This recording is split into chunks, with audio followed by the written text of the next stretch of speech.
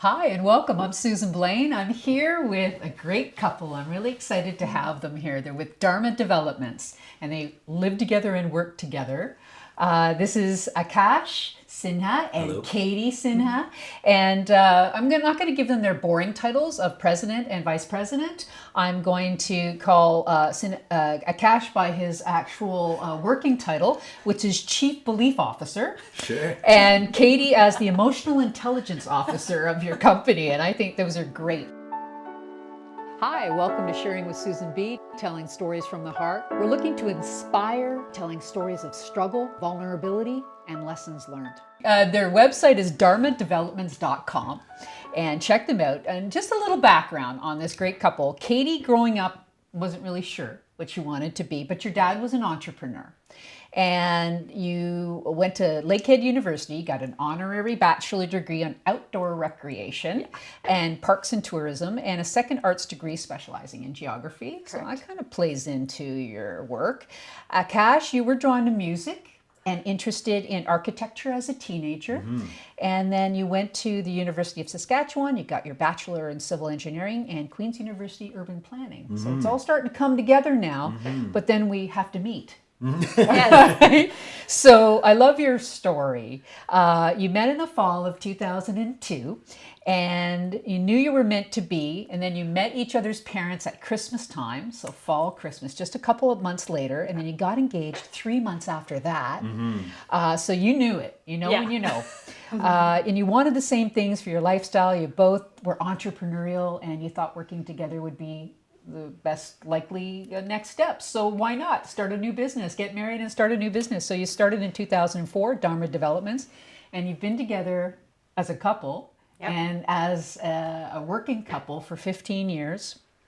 And just want to talk a little bit about their volunteering because you do some really cool things. Urbana was a blended arts and charity that you guys founded together, and you did it for 7 years. You raised almost $100,000, which is fantastic, to support local grassroots organizations whose mandate was to prevent homelessness, which really plays into the work that you guys do. You've also worked with Youth Services Bureau of Ottawa, Raising the Roof, Cornerstone Women's Shelter, Options Bytown, Habitat for Humanity. You guys have done a lot of work, and everything is really focused on socio-economic conditions for marginalized and vulnerable groups, right? Yeah. So tell us about what has you guys fired up these days. Work related, of course. Yeah, our business model has shifted a lot since we started. We started out building multi-unit developments on infill sites around Ottawa.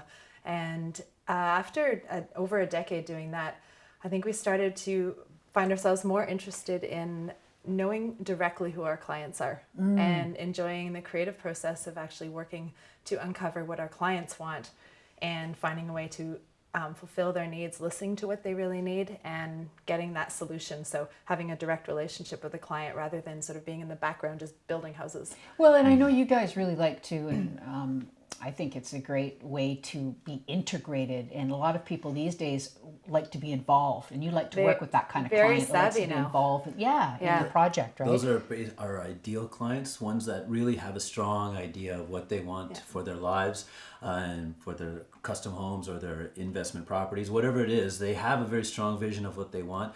They just want someone that they can trust to get that job done. Yeah. Working together and living together can have its challenges.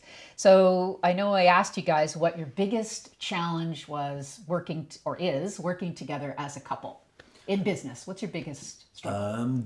The delineation of when the professional life ends and the personal life begins is a very fuzzy line that we have really learned to define for ourselves. Yes. In the last little while too, with kids growing up and we being our home-based business, and we have 3 children, three gorgeous children, they see us working. They see, for example, they'll see us on the computer. They don't necessarily know if I'm on the computer getting emails done or if I'm on the computer browsing Facebook or if I'm looking for an activity for them to do. Yeah. So being able to really distinguish when our personal life ends and our professional life begins is really important for us, not just with the family, but with each other too. And you coined a good term when we were chatting about it. You said you have to divorce yourself when you're at the office and marry each other again when you go home. I love that. You know, the workspace and living space changed 7 years ago, and now it's one, right? Yeah. Correct. Yeah, so that adds, as to your point, you know, a different variable. For me to start learning that my own needs are as important as the needs that I fulfill for other people, I found it very easy in the past to meet everyone else's needs. Yeah. But it would leave me feeling frustrated and resentful, Yes. not really understanding why. And then, of course, you want to push out those negative feelings. So these are the people that have That borne the domino brunt- effect, yeah, borne the brunt exactly. of that frustration. So learning how to actually sit in that feeling of feeling frustrated and learning how to emerge from it in a better version of myself has been the biggest learning piece in the struggle that I've faced in the past.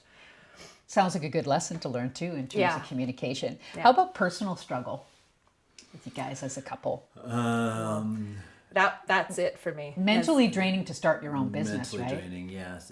Expectations are a big part of starting your own business. Every entrepreneur sets themselves up for massive expectations. Big Yeah. expectations. And inevitably, The big dream. Dream yeah, big. dream. And you should. You should Yeah, always dream yeah. big. And no matter what benchmark you set for yourself, understand that you're going to find a new benchmark along the way. Yeah. And it's okay to adopt that and embrace that Well, benchmark. it's important to do that because if you stay too fixed on To, one way, Then right? your Correct. expectations go unmet. Yeah. Sometimes.